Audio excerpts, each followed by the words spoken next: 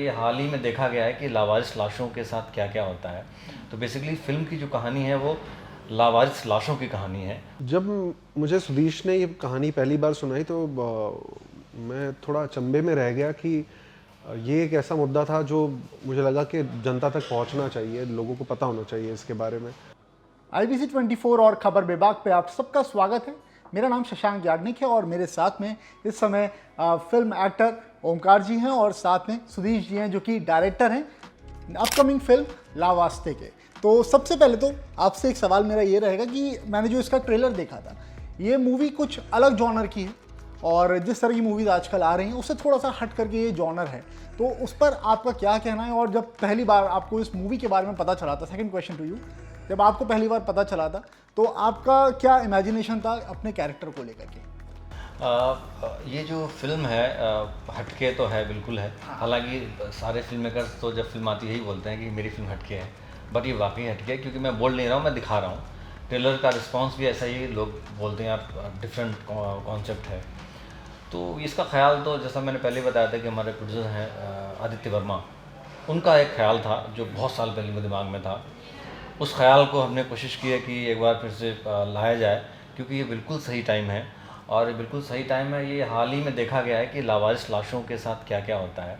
तो basically film की जो कहानी है वो लावारिस लाशों की कहानी है, उन पे बेस्ड है। और उस कहानी के इर्द गिर्द जो मेरा टेक है फिल्म को लेके वो दैट इज़ वेरी इमोशनल।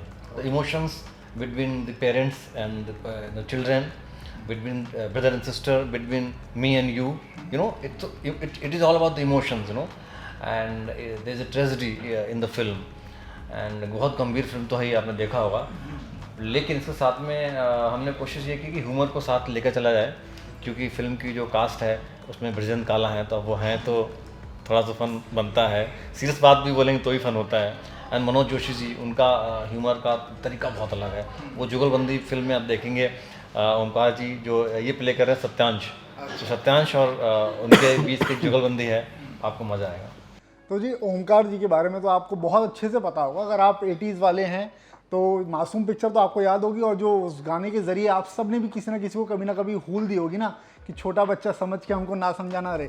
तो वो कैरेक्टर था इनका। उसके बाद पंचनामा, प्यार का पंचनामा 2, एक वो कैरेक्टर था जिसमें एकदम चॉकलेटी बॉय वाला कैरेक्टर था। तो उस कैरेक्टर से एक एक्टर है तो अलग अलग हमको जॉनर है उसमें एक्ट करना पड़ता है, लेकिन उस जॉनर से इस जॉनर को आप किस तरीके से जो ये ट्रांजिशन है इसको किस तरीके से देखते हैं आप? सेकेंडली, जब आपको इस मूवी के बारे में पता चला था, जो मेरा आपसे क्वेश्चन था, तो पहला इमेजिनेशन अपने मन में क्या आया था?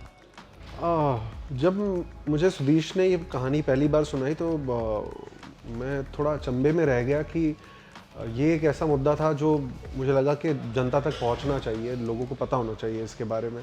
और क्योंकि इस पर कोई फिल्म या कोई किताब ऐसी नहीं लिखी गई थी या बनी गई थी, तो मेरे लिए एज ए एक्टर भी बहुत अलग था, डिफरेंट था कैरेक्टर प्ले करना। ये बाकी फिल्मों से जो मैंने की हुई है वो थोड़ी रोमांटिक कॉमेडी वाली फिल्में थी, ये इंटेंस ड्रामा है। एक छोटे शहर की लड़की की कहानी है जो पढ़ा लिखा है, जो अपने सपने पूरे करने एक बड़े शहर आता है, लेकिन ज़िंदगी उसे ऐसी 360 डिग्री टर्न देती है जिससे वो इस बड़े मुद्दे पर, इस बड़े प्रॉब्लम को सॉल्व करने पे लग जाता है और उसकी ज़िंदगी में एक नया सपना मिलता है कि वो कैसे इसे अंजाम तक पहुंचाए। तो आपने जितनी भी अभी तक फिल्म्स की हुई हैं, जो भी कैरेक्टर रहता है, हर कैरेक्टर की एक अलग मेमोरी रहती है। तो अभी तक में अगर मैं आपसे पूछूंगा तो शायद ये बहुत ज़्यादा डिफिकल्ट क्वेश्चन होगा कि अभी तक का सबसे बेस्ट कैरेक्टर आपका क्या रहा, और अभी तक का जो सबसे बेस्ट कैरेक्टर आपका रहा है, क्या इस फिल्म में जो आपका कैरेक्टर है वो क्या उन सबसे अलग तो है ही, क्या उन सबसे ऊपर हट करके हो सकता है आपके लिए? जी, अब तक का मेरा सबसे बेस्ट कैरेक्टर मुझे लगता है अभी भी आना बाकी है। तो लगता है मुझे कि शायद कुछ और फिल्में और किरदार करने का मौका मिले, और आई थिंक वो ऑडियंस बताएगी कि मैं क्या क्या अलग चीज़ें एक्सप्लोर कर सकता हूँ और किस में पसंद करते हैं। तो आई थिंक मैं ट्राई तो सब करूँगा, बाकी आई थिंक ऑडियंस पे डिपेंड करता है। चलिए जी, तो भाई हम सब की उम्मीद यही रहेगी कि 26 मई को लावास्ते रिलीज़ हो रही है। लावास्ते का अगर आप जो एक वर्ड है, ये टर्म जो है, इसको अगर आप थोड़ा सा ब्रेक करके बता पाएँ तो बहुत ज़्यादा बेहतर है audience के लिए। लावास्ते ये शब्द थोड़ा सा वैसा है, कोई बोलता है इटालियन है, कोई कहता है कि स्पेनिश है, और पहली बार सुन करके ऐसा भी लगता है कि यार लव से रिलेटेड बट टाइटल अच्छा है ना, टाइटल अच्छा है, बहुत अच्छा है, ये लेकिन चलो, मतलब इसका ये exact पहली क्या है? कामयाबी है। वही। हाँ इसका बेसिकली सत्यांश जो पढ़ा लिखा आदमी है, छत्तीसगढ़ के छोटे गांव से मुंबई गया हुआ है, जिसको सपने हैं जिसके कुछ करने हैं लाइफ में, इंसिडेंटली मतलब कुछ लाइफ में ऐसा होता सिचुएशन आती है, और सिचुएशन में क्या होता है कि ये जाके एक ऐसा काम शुरू करते हैं जहाँ पे लावारिस लाशें उठाई जाती हैं, इनको पैसा मिलता है उसका। तो जिस कंपनी में काम करते हैं उस कंपनी का नाम होता है लाश के वास्ते, लाश के वास्ते।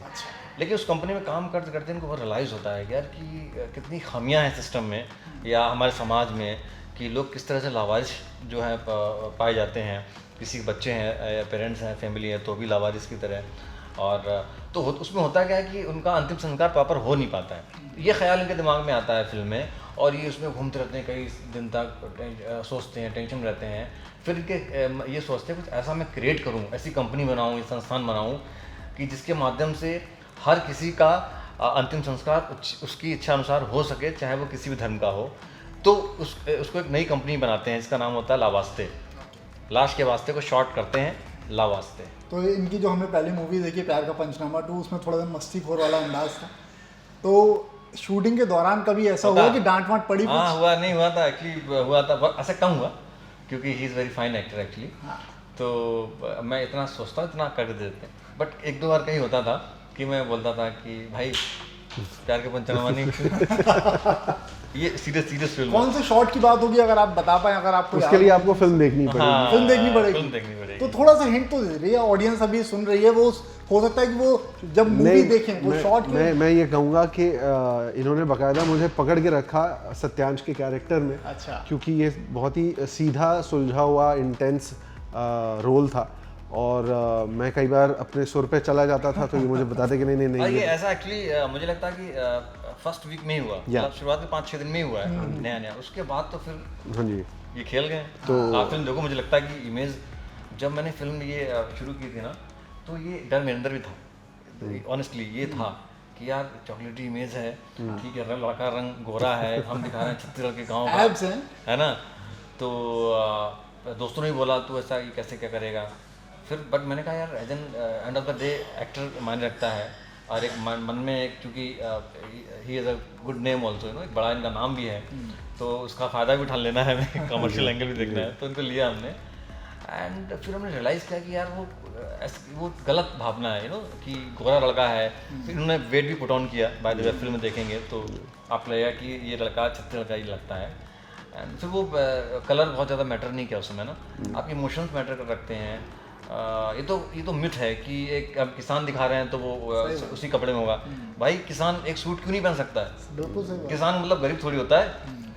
तो अच्छा काम किया उन्होंने, आप फिल्म देखो तो आपको तो कहीं लगेगा नहीं, मुझे तो कहीं लगा नहीं, आई होप अब आपको भी ना लगे। सो चलिए जी, आप सब भी प्लीज़ बताइएगा ज़रूर। आखिरी क्वेश्चन आपसे एक छोटा सा पूछ लेता हूँ, इतने सारे कैरेक्टर्स हैं जो हमने देखे हैं आपके रूप में, मतलब आपने जो इनको एक्ट किया है, अगर हमें जानना हो कि ओमकार कपूर एक्चुअल में कैसे हैं, तो सारे कैरेक्टर्स में से कौन सा कैरेक्टर होगा जिससे आप रिलेट करेंगे अपने आप को? मैं थोड़ा हर कोई कैरेक्टर हूँ। मैं थोड़ा अपने आप को हर कैरेक्टर में डालता हूँ, और थोड़ा करते हुए थोड़ा उस कैरेक्टर से अपनी ज़िंदगी में कुछ ले आता हूँ। तो आई थिंक ये एक्टर्स इसीलिए थोड़े से मूडी भी हो जाते हैं वक्त के साथ, क्योंकि वो इतनी भावनाओं के साथ अपने आप ही अंदर खेलते रहते हैं। सही बात। तो आई थिंक इसलिए थोड़ा सा वैसा होता है, बट मुझे लगता है कि एक बैलेंस बनाए रखना अपने अंदर, अपना संयम बनाए रखना बहुत ज़रूरी होता है।